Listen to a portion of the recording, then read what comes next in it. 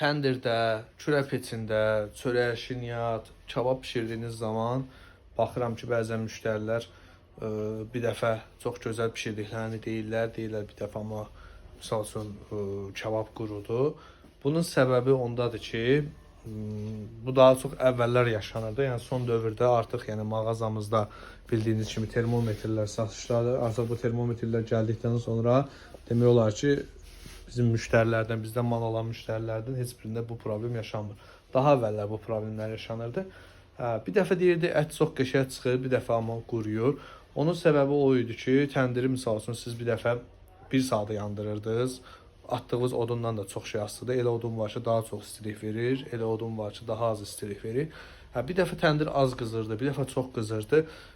Orada pişən ət olurdu ki, bir dəfə yaxşı çıxırdı, bir dəfə az misal üçün pişmiş olurdu və ya qurumuş olurdu. Amma artıq mağazamızda bu termometrlər ki var, Türkiyə istehsalı.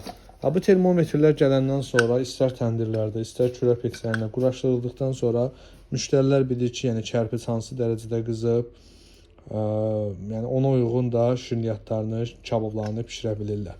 Mağazamızda yəni bütün bunun ölçüləri satışdadır. 10 santimlik, 15, 20, 25, 30, 40, 50 santima qədər hətta termometrlər var. Bu termometrlərin ən üstün cəhəti də odur ki, bunlar trubkalı model gedir.